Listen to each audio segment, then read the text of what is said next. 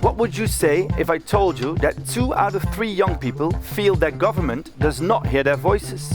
How do we change that? How do we make our leaders hear us? And how do we become good leaders ourselves? And what kind of leaders do we need in the future? Welcome to What Would You Say? A Y20 talk show about the most urgent issues of young people today. For those who don't know what the Y20 is, we'll explain. The Y20 means the Youth 20. The voice of the youth. This year, the Y20 brings over 60 young delegates from over 23 countries and organizations together to discuss the most pressing challenges and opportunities faced by young people today. Together, they write policy recommendations that are then submitted to G20 leaders for their consideration during the G20 summit. This way, the youth shines their light on world politics. Our topic of today is leadership development. We will be discussing this topic with the Y20 delegates with the sole purpose of inspiring you. Mark, please tell us, who do you have the pleasure of welcoming today? First, we welcome our EU representative, Alessandro. He's Managing Director of the EU40, a network of young members of the European Parliament. One day, he hopes to become a spin doctor for the President and the Prime Minister. His favorite song, I Want It That Way, from the Backstreet Boys. Next up is Fannery. She was a USA delegate in 2019 and now is a graduate student at Harvard University studying cybersecurity and public policy.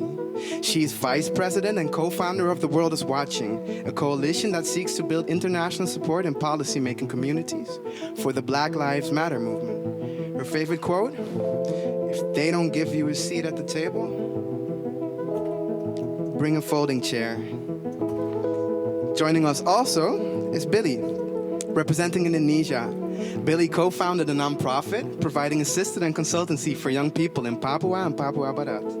He's currently studying in Oxford, and he can sing. Billy, should we sing something for Alessandro? Sure. I never wanna hear you say, and I won't eat that way. Welcome. Thank you very much. Welcome. Wow, that was absolutely beautiful. Billy, I'm impressed. Should you ever consider a career switch? I feel like a promising music career is waiting just around the corner. And Alessandro, that's VIP treatment right up there, right? Being serenaded with your personal favorite song? Definitely not expecting that. Thank you, Billy. All jokes aside, let's talk about leadership. What we want to find out is what makes one for a good leader. And by leader, we mean anyone that gets to lead a group of people, big or small, in a political, commercial, or social setting. You name it. Yusra, before we discuss this, dear delegates, I have a proposition because there are 1 million kinds of leaderships if you look at it on the internet. And this is a style and this is style. So I did some research and I can summarize all leadership styles to 3. There are 3 leadership styles. And if it's okay by you, Yusra, I would like to explain the 3 by using fruit. Please, be my guest. Yeah, yes, sure. Okay. So the first leadership style I call the banana. Okay, guys, this is the plan. I wrote it. On the bottom, you'll find the targets. Go for it. Sir, I have a question. Not now. What's your name? I'm explaining. Just listen. Read the plan, follow the instructions, and we will succeed. If not, you are all fired. I will be in my office. Don't disturb me. See you all next week. Yay! The next leadership style is called the green apple. Hi guys, so happy to see you all. Okay, this is the plan. I wrote it together with some of you, and all the rules and targets are in there. Any questions? Yes, George? Sir, I had some suggestions to do things more efficiently. Oh, love it, George. Always looking out for us. Come by next thing tomorrow and we'll have a look at it. Yes, Wilma. Sir, I had an idea to do things completely different. Wilma! Please, we went over this. Once the plan is on the table, we'll stick to the plan. Now, all of you, get cracking. I'll check with you guys later. And if we make our targets today, I will get all of you some ice cream. Yay! But sir, I'm lactose intolerant. And the third and last leadership style is called the fruit bowl. Hey all, how's everybody doing today? I'm good. Good. Well, actually I have a small cold, but I'm okay. I'm so glad to work with you on this project. This is my first time in a fruit bowl. I'm a little nervous. You're very welcome here, Cheese. If there's anything we can help you with, please let us know. And did you see the Why We Do This video we made? I certainly did. And it moved me, man. It moved me. Okay, now for the plan of today. Everybody wrote down what they wanted to do and whom with. Any questions or remarks? Pineapple? Well, I have a new idea for the company. I would like tomato and plum to help me work it out. Cool, I'll come over in a sec. Me too, I'll be there. I have one more thing, guys. I baked a cake for the group to thank you for helping me out last week. Oh, that's so nice, man. You know you're part of the team. All right, let's start. We can do this. Yay! Achoo! Thank you, Lucas. I found that absolutely hilarious. I'm not sure about you. Delegates, Billy, I saw you laughing. I feel like you're at least as amused as I am. More importantly, what kind of leader do you consider yourself, having looked at this sketch now? I think I'm trying to transition myself from the green apple to the fruit bowl. So it takes like lots of hard work to kind of, being a very adult and mature leader in which I can hear all people's opinion at the same time. We can get the target done. Okay, great. That sounds like a good type of leader and a good purpose to have. Valerie, what about you? I would like to ask you, what do you think a good leader is, or what the qualities are that a good leader needs? And second, if you would consider yourself a good leader yet, or if you feel like you're still evolving as well. I think that for my leadership style in comparison to the fruit, I'm definitely the fruit bowl, just because of the current environment that I'm in, especially being from the United States. We have like a lot of diversity initiatives. So you definitely, as a good leader, one of the skill sets I would definitely like to emphasize is always being adaptable and being willing to change and being open to evolving and learning new ideas. As far as another leadership style too, the pathway to being in leadership is not a linear transition. So obviously a leader will also have great persistence in making the most out of their situation and thinking outside of the box to solutions. Perfect. All right. I remember fruit bowl and outside of the box. So a lot of geometry there. Thank you. Alessandro, what about you? I think you shared a video, or you wanted to share a clip with us about different conducting styles. If it's okay, we'll play it. But meanwhile, feel free to explain what we are seeing and why you wanted to share that video. Yeah, absolutely. So this is one of my favorite discussions to have. It's what kind of leader you want to be. And, in this case, we're seeing an Italian conductor. And you see a very specific, tone to his direction. He's really leading, and he says something which is truly inspiring to me, which is when I'm leading, I'm responsible. I'm responsible to Mozart, who I'm actually conducting as well, but I'm also responsible to the audience that is listening to me. And this type of responsibility is something that to me really should strike the chord of a good leader. Absolutely. So that multi-directional responsibility, I get that. I think everyone is nodding, so your opinion is very much shared. A second point that I would like to touch upon with you is that where you, in a previous briefing with us, you really emphasized the importance of why, the why question, and especially why we need more young leaders. Would you care to elaborate a bit more? Yeah, absolutely. Look, to me, being a representative of the European Union at the Y20, it means that I get to represent 1 out of 3 citizens, because right now, according to the latest Eurostat statistics, 1 out of 3 Europeans is under 30. This level gets to 50%, so 1 out of 2 when you look at the world. And this is, something truly important. We need to be in the decision-making process as young people, because obviously we can't do policies without taking into consideration half of the world population. But also what we need to do, and this is what we're discussing today, is truly how we can equip those young leaders to become the leaders of tomorrow and the leaders of today. That is what it is. Yeah, I think very valid point, Alessandro. And in fact, research shows that we do not know many young leaders at all. If you look at some statistics of the CCL, which is the Center for Creative Leadership, we see that more than half of the youth that they surveyed, which was over 10,000 people, does not actually know another young leader who is active in their country in government, political, or activist efforts. I don't know about you, but to me that sounds quite shocking. So wanted to know if you perhaps know young leaders around you, and more importantly, why we need more young leaders. Yes, thank you so much for asking this question. I definitely think this is very important. As we're moving more towards a globalized world, people are moving from different countries, and you have cultures that are starting to be fall to the wayside. For example, my mom's actually a refugee from Cambodia, and right now, when you start looking at people that come from developing nations or the refugee demographic, a lot of times our cultures and our needs that we need fulfilled from the decision makers are being fallen to the wayside. And if you have some of the same type of leadership that we're used to seeing as of the past from past years of youth leadership, a lot of voices don't get heard. And a lot of times, a lot of voices and needs get diminished. So the need for youth leadership in terms of diversity, inclusion, yes, you need to have a diverse youth leadership, but you also need to make sure that you have systems put in place to retain such diverse talent, because just like with our fruit example, not every fruit's the same, not every leader is the same. So you have to make sure that that systematic racism that might be put in place, whether it's in a developed nation or development nation, is truly dismantled, so we can move towards like the sustainable development goals and to make sure that everyone has a seat on the table.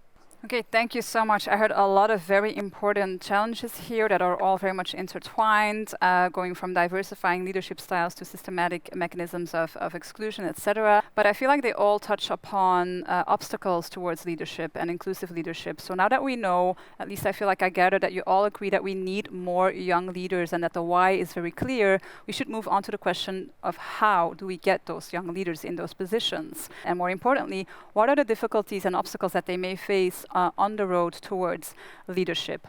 And those difficulties, as Valerie already pointed out, but as statistics also show, are in fact very real. Let's look at the CCL one more time. You see the numbers. 78% of youth has in fact had a leadership training previously, but only 33% of them actually grows into leadership positions. I would say that's quite a big gap. And so my question to the delegates would be, how do you explain that gap? In my country, with 270 million people, it's like the fourth most populous country in the world, with like more than 300 different ethnicities. The problems that are existing in my country is, number one is economic deficient, because we are islands, and all the development and economic activities only centralized in the Java island, in the main island in which the capital city is in it. And I come from the most eastern part of Indonesia, like really far away. I come from a Melanesian, black Indonesian background. The poorest provinces of Indonesia, two provinces that are very poor. It's very hard for the youth to get leadership training. Like, for instance, the training that is widely available in the capital city, it's not available. So if you see the cycle of the leaders, it's only those people in the capital city in Java Island coming from a very specific background. It's only like around 3 to 5% of the population, 3 to 5% of the youth who get that opportunity to be trained and then go to leadership position.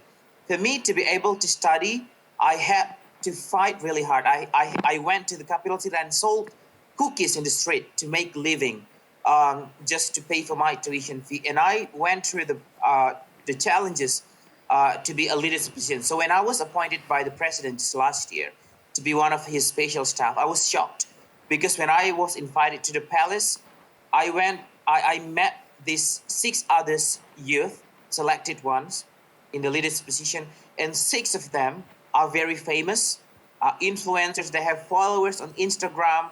As far as I remember, I have a very few followers on my Instagram. So I felt like inferior. So number one, to get into leadership position, to get educated, to get training, it's a challenge. But when I am in a leadership position right now, I feel inferior. Like, can I really deliver? And am I really entitled? Like, can I be like them? You know, the kind of feeling inferiority complex and everything. So I think that's the challenges in developing countries. Okay, thanks, Billy. Yusra, can I say something to Billy? First of all, thank you so much for sharing your story. I think that's very important. I think sharing stories is already a very big part in helping each other, also for a lot of viewers. But you really touched me when you said, I fight so hard. Also, Valerie used fighting so hard to get to a position. And then when you're there, you feel like maybe I didn't deserve it because somehow it's in your head, maybe I'm not good enough because I don't come from where I should come from. I was wondering, how do you help people from the part where you are to say, don't feel inferior? Because otherwise you will keep having the cycle of, I'm less, don't look at me, and maybe you will not, you need so much more strength to interfere if you're already feeling inferior and being a leader than if you had no problem. So how do you help young people, maybe people that are watching now, to feel more empowered, even though they have the feeling that they are inferior, which is no one, by the way? In my case, I founded a non-for-profit activity to help the marginalized minorities of Indonesia to get trained, to get educated, and to get leadership opportunities. So that's what I did, and it's not easy. When you go from places to places and try to encourage the people that, hey, we can also be like the youth in Java Island, they don't trust you. Like, can we really? So that's what I do, and I keep fighting hard to make more in the leadership position like myself, coming from the same background. Valerie, I see you nodding. Yes, mine's is very similar. So what I personally do is I always have people kind of reach back and ask them, what are your passions? What wakes you up in the morning? I think it's really important. So what I try to do too, when it comes to people of color in the US, I always tell them, look how far our ancestors came. And the quote that I always use with them, and I always say, you are your ancestors' wildest dreams. We have so much opportunity here. And despite the systematic racism, we still grow regardless of being, of flowers being able to grow, even going through the concrete. Billy, you are your ancestors' wildest dream. How cool is that? I love it. I will keep telling that quote to my students. When I have children later, or I have students, I'll tell my children that the story, that how I got in that position, and you are my wildest dreams of future of the country. We have an equal opportunity for all people. Thank you, Billy. Thank you, Valerie, as well. I feel like, Alessandro, we haven't heard you that much, which is, I think, connected to how both Billy and Valerie touch upon the racialized and gendered aspects of leadership, inclusion and exclusion. But I'm sure that you have your own experiences as well, being in Brussels and having a lot of initiatives. So please feel free to enter the discussion and share your thoughts. I'm really curious, and I'm sure the viewer is as well. No, absolutely. So look, I find that very interesting that Billy felt as I felt when I started, which is you don't know if you belong to that place. And Billy, you work with the president, so what better than that? I have the feeling that the most important things for a leader of today or of tomorrow, it doesn't matter really, it's being able to look at the wider picture. And being able to look at the wider picture, we understand it from Valerie and from Billy, is also being mindful of the differences that make us, unique. And being unique doesn't mean that we are alone, because as we mentioned, people in leadership position represent the wider population, but they do not represent only themselves and the people that look alike, but they represent the entire society. And this is really fundamental. In Brussels, I've had the luck, at 29 years old, to be running an organization which is composed by members of the European Parliament, so they represent 500 million Europeans. Yet, if you look at the gender disparity, or if you look at generational disparity, it's not really 50-50, it's not really equal in the various substratas. So what I would say is that a good leader should also be mindful of who's representing. Yeah, absolutely. Thank you, Alessandro. So what I heard as well is that you really focused on you should not feel alone in that process. And I think that brings us to the very important aspect of support, or the lack of support, rather, in that road towards leadership. If you look at CCL one more time, it's a promise, it's a final time, we get some statistics here, but they did some in-depth interviews with young leaders, and there we see that half of them say that they did have support of a very specific person, an adult, a teacher, a friend, that took on that role of mentorship. But we see the other half actually not having that kind of support or mentorship at all, and really having to do things on their own. Again, I would like to hear your thoughts on that. The importance of support, the importance of mentorship, is that something that you're experienced with? Is that something that you're offering to other peers? Please, some final thoughts on that. So look, what we've done here in Brussels, going up to the 2019 European elections, we've tried to gather a bunch of young candidates. They were all candidates to the European elections, and we trained them on how to best run their campaign, how to become from a local political figure to a European one.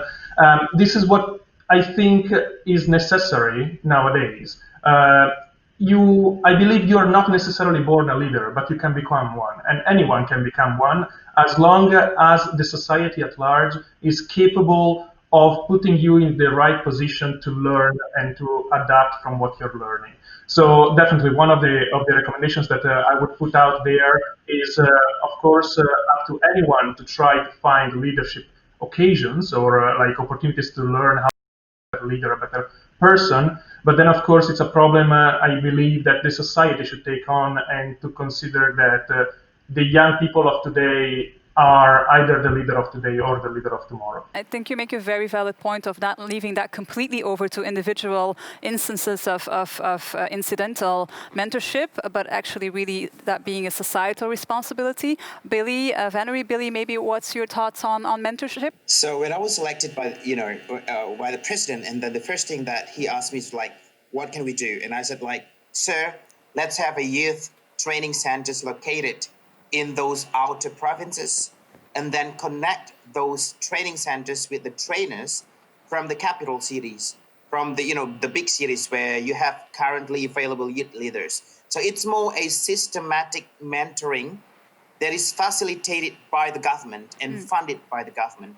And thankfully, I am so blessed that we have a president who hears, who is open-minded, who is willing.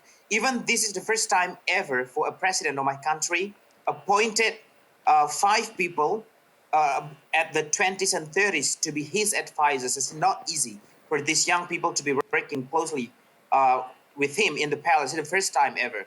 It used to be felt by the older politicians, the senior politicians, and all of us, we don't have any political background. So when I told the president this idea, he kind of liked it, and he said like, let's do it. So this is what we're kind of doing and building right now, having a systematic mentoring facilitated by the government. Cool. I think that actually ties in very nicely with what Alessandro said about mentorship not being only an individual thing, but really needs to be supported government-wise. Valerie, finally, I would like to talk to you again. Much of what you said really resonated with me, being a Muslim woman of color myself and not having taken the easy road, unfortunately. So all the more, again, I would like to hear from you, how important is that aspect of mentorship, especially peer-to-peer mentorship or other forms? What are your experiences? What are your suggestions? So overall, is mentorship an important aspect of being in this space? Absolutely. I think speaking on being a woman in this space, something that definitely should be highlighted and keeping in mind. But I think what's also really important that as a woman, you also need to be careful when you're approaching, especially men, that you're not putting yourself in a situation where you can potentially be sexually assaulted or sexually harassed. That has been my experience. And I was definitely fortunate enough to where I had other mentors that were women of color that showed me how to navigate those situations and to let me know that regardless of the position of power these men were in, that, that I still have my voice, that I'm still a woman, I'm still human. So I think for one, make sure you're wary of that as a woman, just because, sexual harassment is definitely a hot topic right now. But the other thing too, as far as finding, a mentor, something that we say in the Black community here in the U.S. is that not every skin folk is your kinfolk, and that's definitely came out during slavery. But what that means is just because you might belong to a same group doesn't necessarily might be that they're here for you. So also be mindful of people that may say they want the best for you, but may not always want to. So I think making sure, you're vetting people out and being very strategic of who your mentors are is definitely something that, for one, that you need to be cognizant of. But and the other resource, my other suggestions to find good mentors are, going to talks like this and reaching out to people, going to events, doing opportunities, finding a university professor. I know for me, I also sit on the board for the Black Professionals of International Affairs. And one of my great mentors is Ambassador Sylvia Stanfield. She was the first African-American ambassador to Brunei. So I think, like I said, there are spaces for groups that you may belong to, whether it might be racial, gender, age range as far as youth. And I think just going out on a limb and just talking to people and kind of having that coffee time and that initial conversation. But at the same time, too, being in this space, you can be vulnerable to things outside of your control. So you should also make sure you're protecting yourself. But at the same time, too, for me personally, I also make sure that I give back. So I do mentor a lot of high school, middle school, and undergraduate students as well. Thank you so much, Henry. I saw Alessandro's hand being put up, or I wanted to pick up on what Valerie just said, and I agree with her. Reaching out is one of the most important parts, and we're all in our social bubbles, so we tend as human beings to stay within our own. But I found out personally that one of the best experience is to reach out to people that are different. As a tip for anyone that is looking, I started with LinkedIn on my own, and I would write to random people that I found interesting on the internet. And, I've had one of the best conversations in front of a coffee, which, by the way, was offered by the person I went out with.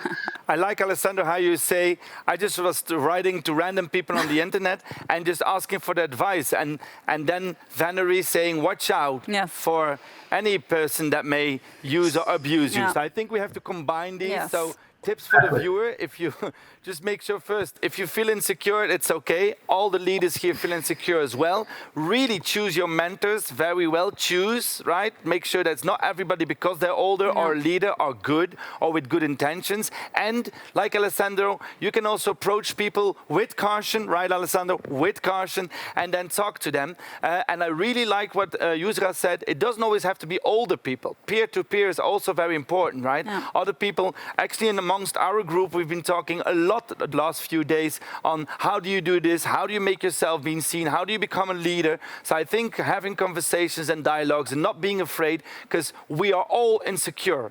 I will repeat this, everyone you meet is insecure, especially those who say they aren't.